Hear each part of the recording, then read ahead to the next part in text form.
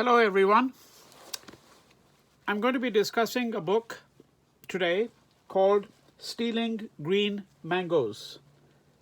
Two Brothers, Two Fates, One Indian Childhood, published in 2019. Its author is Sunil Datta. This book is quite unlike any of the other books that I have talked about thus far. There are some elements in common, including the whole question of violence in modern society. But the book is very unlike any of the other books, partly because it's a memoir, it's an autobiography. I also have a personal relationship to the author of this book, which I will reveal only at the very end. Now, this book has many themes, and it won't be possible to discuss all of them at length.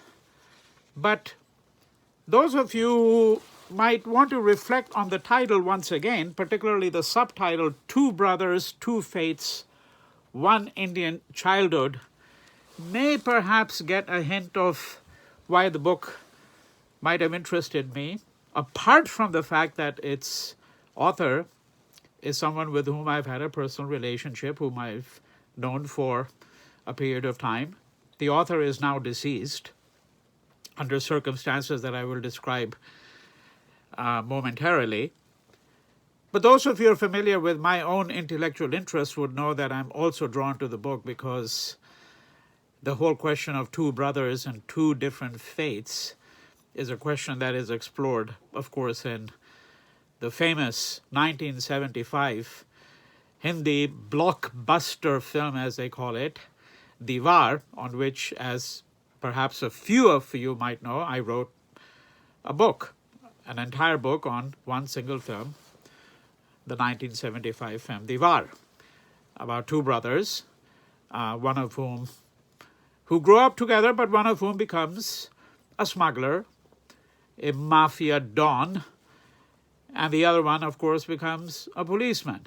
And of all the policemen in the world, it had to be, of course, his brother who was assigned the duty of capturing his older brother, the villain, and bringing him to justice. Now, Sunil Datta, who passed away in 2019, was born in Rajasthan. His father had arrived there in Jaipur in 1959. Sunil was born shortly thereafter. And this was a partition family. The family had migrated in 1947. And as was the case with many partition families, Sunil's family suffered enormously. It wasn't just the loss of lands. It was a well-to-do family. He's quite open about that. It was a well-to-do family. They lost their lands, they lost their orchards, and arrived in India penniless. But it was also a family that was torn apart by the bitterness in the aftermath of the partition. And one of the things that Sunil seeks to explore in this book is the whole question of partition and the question of partition violence and the particular ways in which this partition violence surfaced in the family, because one of the things he talks about is how there was a streak of violence in many members of the family. But let me immediately go to what is really the most interesting element in this book. I have to say at the outset that this is not a book that is in any way a literary masterpiece, but I still think it's worth reading. Otherwise I wouldn't have in fact drawn attention to it and thought it worthy of a talk. And this is again apart from the fact that there are personal reasons and that I have reason to be, as it were, sentimental about my friendship with the author of this book. The author of the book was a very unusual man in every respect. But before I reveal more about him, and therefore about the book, it is necessary for me to get to what I think is the most essential feature of the book, and that is his relationship to his brother. Now, Sunil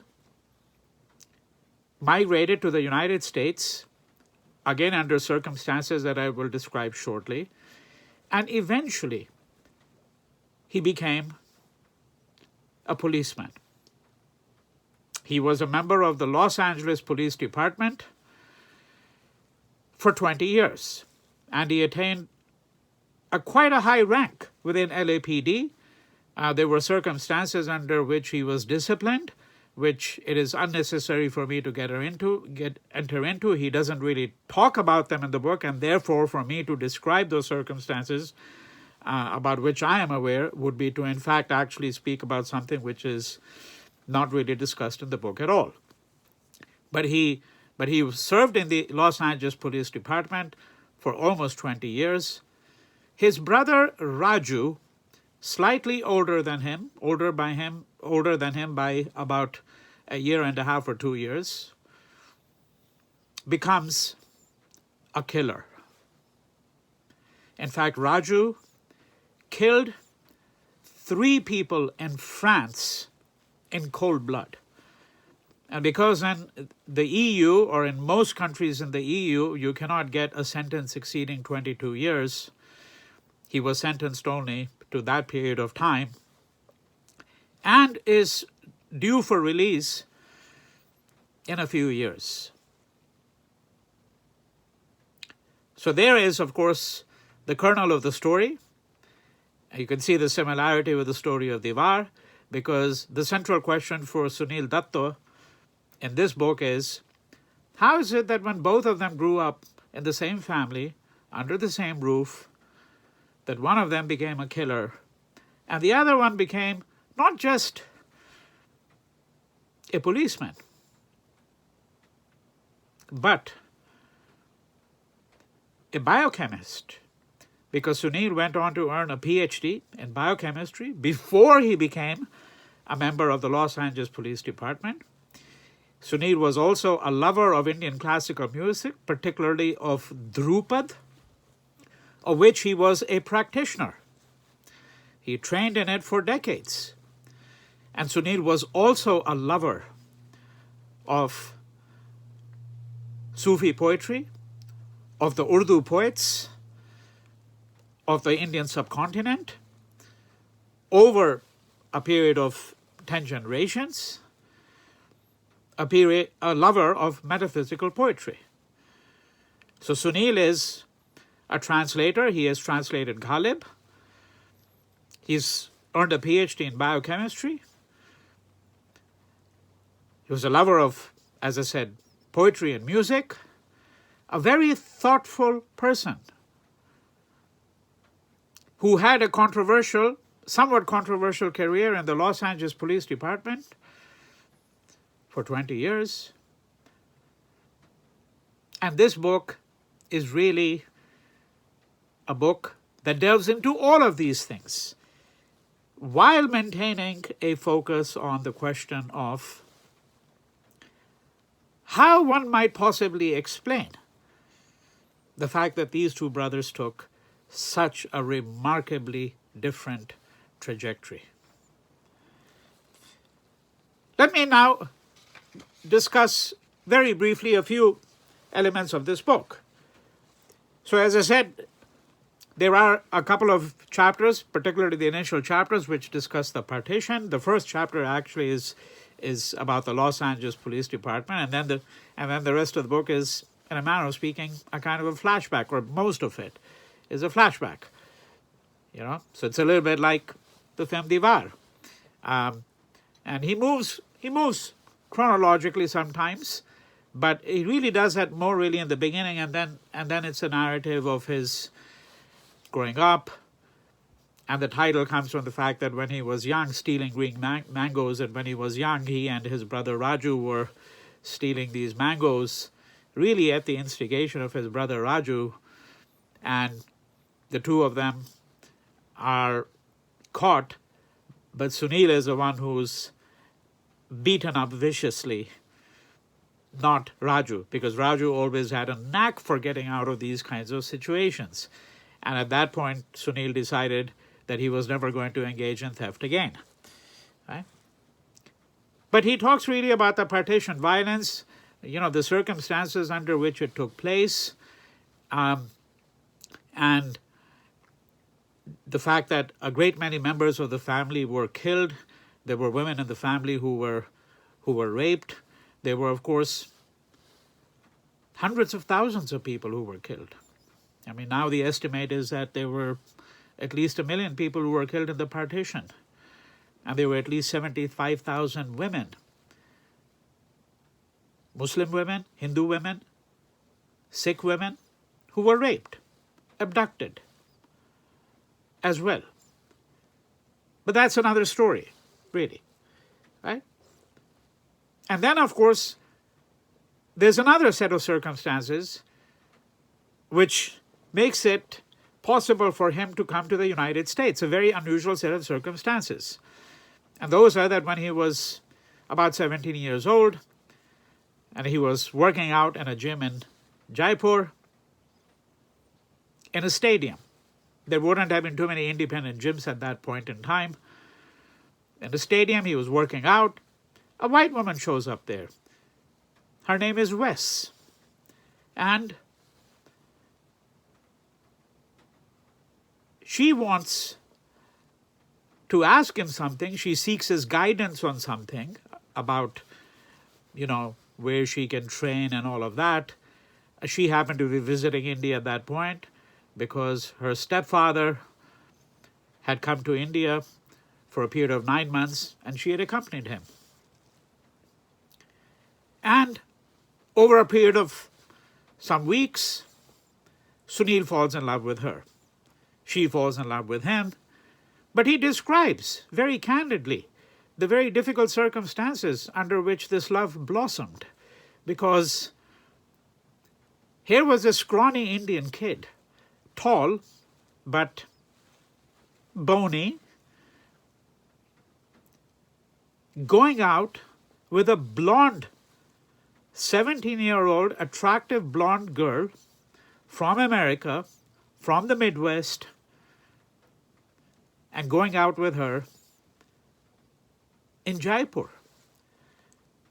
Now, this was not a scenario that was frequently encountered. And as he points out, and I can well imagine this because I know many similar circumstances of this kind. He points out that wherever he went, people would stare. And of course, the young men would snicker. And Sunil points out, with some evident pain, you can see that there were these vulgar remarks that were always thrown at him. That, hey, you've got this girl, why don't you let us enjoy her as well?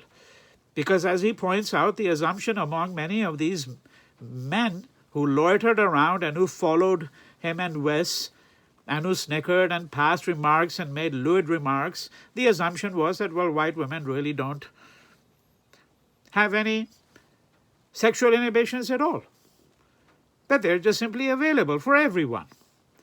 And he's very clear about this. He says that this is something that really was disgusting. And he talks about this at some length, offers a number of different accounts, and I'm not going to hear go into the entire narrative of how this romance flourished and the various circumstances under which it almost got derailed, and so on and so forth. However, to cut to the chase here, Sunil is going to eventually arrive in the United States on a fiance visa because Wes proposes that they get married. And he arrives in the United States, and then eventually he's going to earn a PhD from the University of California, Davis, in biochemistry. And he says that even though there was a lucrative career ahead of him, after a short period of time as a researcher, as a scientist. He decided to give it up because he realized that nearly all of the research that he was engaged in was simply only assisting the large corporations, that it wasn't clear to him that any of the research that he was undertaking was going to benefit common people. And so he was looking for something to do, and it is then, at that moment, that he decided to sit for an examination to enter the ranks of the Los Angeles Police Department. He passed the examination, was admitted into the LAPD, where, as I pointed out before, he had a 20-year career. Now, let me take about 10 minutes to delve into some of the more interesting things about this book, some of the more reflective elements, and I think that that should suffice by way of indicating what the nature of this book is, giving some of its flavor. There are many other very unusual circumstances, such as the fact that when they were living in Jaipur, that he and his brother got to know an extremely wealthy person from a Rajput family who was perhaps also gay, almost certainly was gay. And one of the ways in which this story enters into the main narrative that Sunil has is that this person, Amar Singh, a Rajput chieftain, really, befriends Sunil's brother Raju. And there's a possibility that there was some kind of homosexual relationship between the two. Right? But it is through Amar Singh that Raju enters into a lifestyle of cars, fast cars, women, guns, and expensive tastes. Right? So that's not an unimportant part of the narrative, but as I pointed out earlier, where the book is perhaps the most interesting, because that is certainly what really inspired Sunil to write the book, is the account of how the two brothers diverged so remarkably in their thinking, in their attitude, right, towards others, in their conception of human relationships, in their conception of human responsibility. Now, this motif becomes clear at the very outset, because on page 2, Sunil says the following. And he says, the subject of this book is the possibility of a life full of compassion and meaning in a broken world. The challenges and dilemmas of my family will be the material of this story, but its lesson is not specific to my experiences. What I hope to convey by pairing my life with my brother's, by juxtaposing the violence I have seen on the streets of Los Angeles, as a policeman, of course, right? With the violence I knew growing up as a refugee, and with the violence sowed by my own brother, is that events and tragedies do not shape or define our lives. I did not feel compelled to replicate the destructiveness and hopelessness of the family I grew up in, but Raju did. In between Raju and me is the world. They both grew up in the same family. They witnessed the family, the violence in the family. They witnessed the fact that brothers, uncles, aunts, granduncles, all living under one roof, did not speak to each other. They shut out each other. So if Raju replicates that violence, the question is, why did not Sunil? Right? And many of you, of course, might be thinking to yourself that isn't this narrative really part of that old debate? Right? Sometimes the debate is cast in terms of nature versus nurture. Or it's sometimes, to use a different vocabulary, sometimes it's cast in the form of a debate between genetics and education. Or the environment, right? That the environment shapes you. Some people would argue, and others would say, well, it's not simply the environment that shapes you. There's a disposition that you have. Right? These are the ways in which this debate has, of course, been endlessly cast. And one could say that this book is a reiteration of that. But what makes it particularly interesting, of course, is the fact that it is two brothers. Right? Two brothers whose trajectories are so vastly different. And yet, of course, one of the things that one could say, and it is there where I think that the book has its limits, that there isn't enough self-reflexivity. There is certainly considerable self-reflexivity, but one of those questions is, in being drawn to the Los Angeles Police Department, was Sunil Datta, in fact, actually, in some curious kind of way, sublimating the very violence which was perhaps as ingrained in him as it was in his brother? Now, on page 39, he reiterates this theme, which I pointed out, right?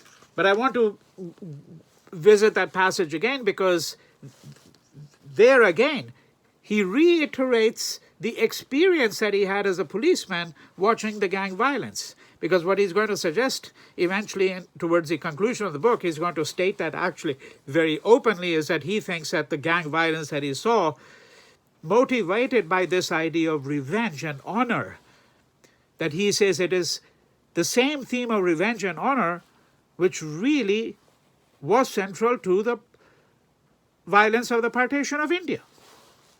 Right?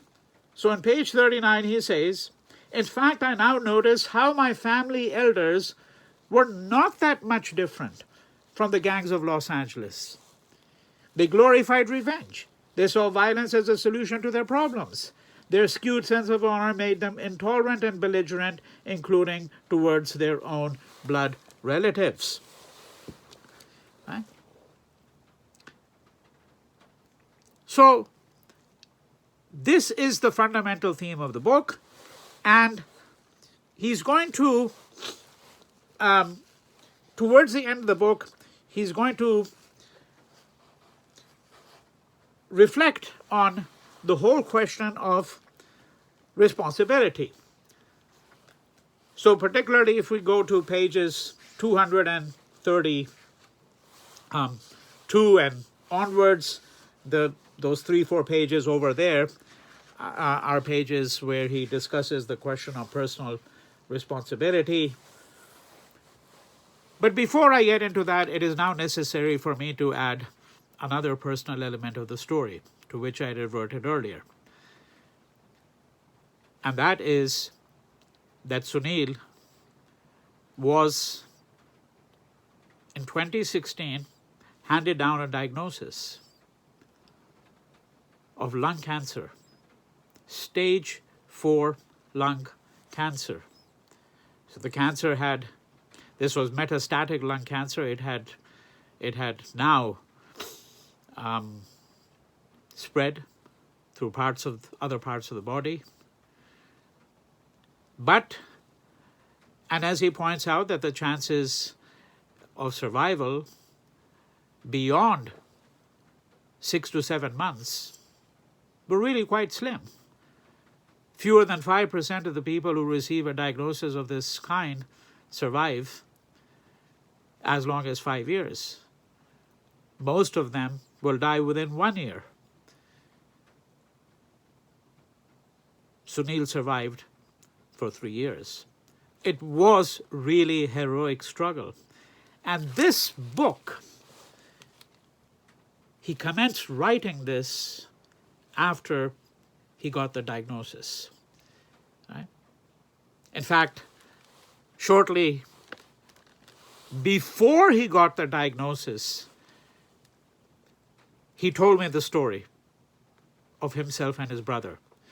So we became friends. We first met about 25 years ago in Los Angeles at the home of a common friend, but we lost contact. And then about 15 years after that initial meeting, Sunil had completed a manuscript, which was a historical, political manuscript. It's been published. It was published subsequently. So he completed a manuscript which was on partition and jihadi violence later on in the Indian subcontinent. And he wanted the opinion of a professional historian of India. And so he came to me. And I read the manuscript and gave him some comments. And it is as a consequence of this that we developed a friendship that lasted until his death, about 5 to 6 years. But it is on a car ride to Santa Barbara, where we had gone to a book sale. It is during that ride that Sunil shared with me the story of his relationship with his brother, who he told me was serving a prison sentence of 22 years in France. And he described to me the circumstances under which Raju arrived in France. He actually was married to a French woman.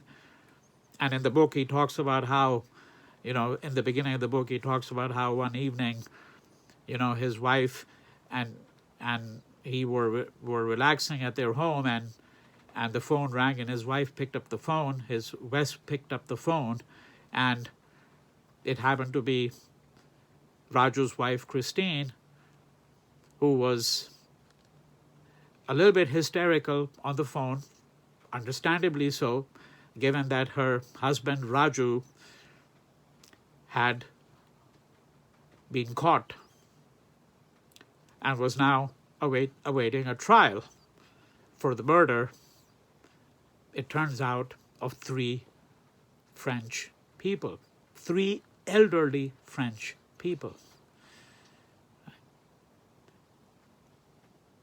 So he narrated that story to me and mentioned to me that he was interested in writing this book. But before he could commence writing the book, he received the diagnosis. And then I think he was extremely determined to try to finish the book. And luckily, he was able to get some treatment which was able to target the particular mutations of the cancer that he had. And the treatment on 2 different occasions worked and prolonged his life. But then eventually, of course, as happens to others, he succumbed. So one of the things that we see in this book is his love of poetry. And every 10-15 pages is interspersed with some observation by Ghalib. So, for example, just to give you a little flavor of the book, on page 99, here he is talking about Amar Singh. Amar Singh is this Rajput, very wealthy Rajput man that Sunil and his brother Raju came to know, right? And he says that, that he had known Amar Singh as well, but then he found out that this man of whom he had a very lofty impression turned out to be very pedestrian in many ways. The veil over him was lifted. So he says on page 99, I identified Amar Singh with royalty and took pride in knowing him. He was a wise man, my role model, someone who towered above the ordinary mortals in my opinion. My role model had turned out to be a human being like the rest of us plebeians. Ghalib had once warned, for the love of God, please don't lift the curtain over the Kaaba. Perhaps in that spot we may find an ordinary stone. Right? So this gives, I think, many of you an idea of how he brings in Ghalib, brings in other poets, particularly Bedil Delavi, the great poet who lived from 1640 to 1720 in the time of Aurangzeb. And so he says that when he received his diagnosis of lung cancer, and eventually met the oncologist who was going to take care of him, he says that this oncologist asked him when he was brought into the hospital, how do you feel right now? And Sunil says, I could hardly breathe or speak, but I managed to recite a Persian couplet by the mystical poet Bedil Delavi. Tarke arzu kardam, ranje hasti asan shod, sokt par feshani ha, kin kafas gulistan shod. I cut off my ties with desire, suffering of existence became easier to bear. I gave up the urge to spread my wings, my cage transformed into a garden. Right? So that was one of the more endearing things about Sunil, was his love of these poets, the fact that he was really immersed in this poetry. So imagine this man, right? Imagine the author of the book, a man who grew up in Jaipur, someone who came from a partition family, an immigrant family, we might say, because they migrated, of course, from across the border to India. His father did. Sunil wasn't born then, of course. And then, of course, Sunil is an immigrant to the United States, right? Marries a white girl, earns a PhD in biochemistry. And then, of all things, this lover of poetry, this specialist in dhrupad, a very esoteric form of Indian classical music, of all things, he joins the LA Police Department, right, where he achieved the rank of sergeant. So, to move really to just the last couple of pages, I think that's important because I want to just share what Sunil says about what he concluded about his relationship with Raju, right? And as I said, it is really, pages 232 onwards where he discusses all of this, I think, at considerable length. But he says, how does one graduate from stealing and conning people to killing in cold blood? Should I blame nature or nurture or just him, an individual unwilling to follow basic tenets of humanity, or a combination of multiple complex facts? Nothing explains what Raju did. Right? And he's discussing here the whole question of responsibility. The reason he brings in a narrative about street gangs in Los Angeles, he says that initially when he joined the Los Angeles Police Department, his view was a view of many liberals. And that view was that, well, these people are people who have come from poverty-stricken families, from broken families. The father is missing. There's someone who's alcoholic in the family. The father, if he's there, perhaps is beating the mother. Right? That there's violence all around. There are no role models. And then Sunil says that, well, there are 700 million people in India who are living in acute poverty or substantial poverty. And that many of the people who live in slums, which he knows in Los Angeles because he's gone to these slums, because that is where you have gang warfare. And then, when something happens, you go knocking on doors and, you see the interior of these homes and you talk to people there. And he says that, I've seen poverty in India too. And many of the people living in the slums in Los Angeles are living, actually, in terms of material wealth, living better lives than many people who are lower middle class in India. So if we're going to say that it is poverty, it is alcoholism, it is a lack of education, that all of these things lead people to join street gangs, he says, well, why is it that 700 million people in India do not take to the life of violence and crime? He's not, of course, idolizing India at all, not even remotely.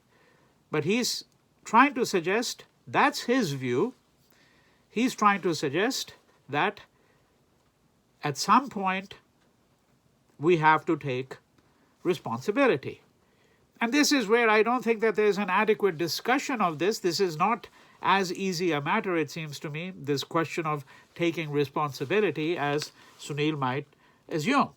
So he says on page 228, I have yet to meet a criminal who took full responsibility for his actions.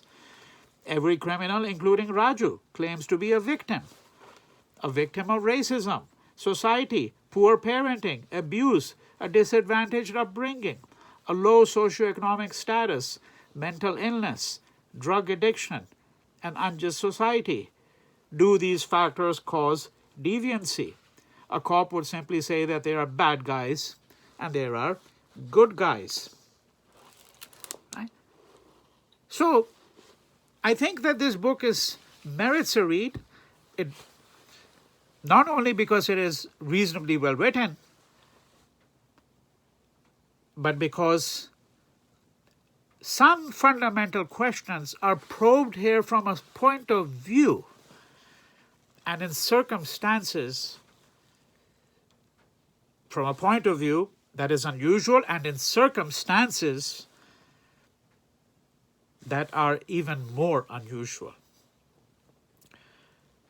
So considering the complexity of the themes, the relationship of this author to his own natal family, the complicated relationship he had, particularly, of course, the relationship to his brother, but also his relationship to his wife and to white America, his relationship to something like policing, which, as someone who really was a man of liberal disposition, you would think that this was really abhorrent to him, right? Nonetheless, he does it. That is, that he performs his duties with the Los Angeles Police Department to the best of his capacity. When we take all of this into consideration, I think that this book is a book that can help us illuminate the present moment, particularly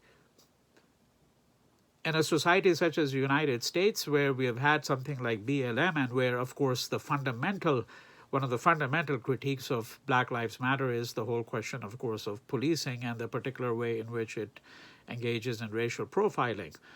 But beyond all of this is, I think, this whole fascinating question of how two brothers who grew up in the same family and under the same roof turned out to be so dramatically different from each other. Thank you.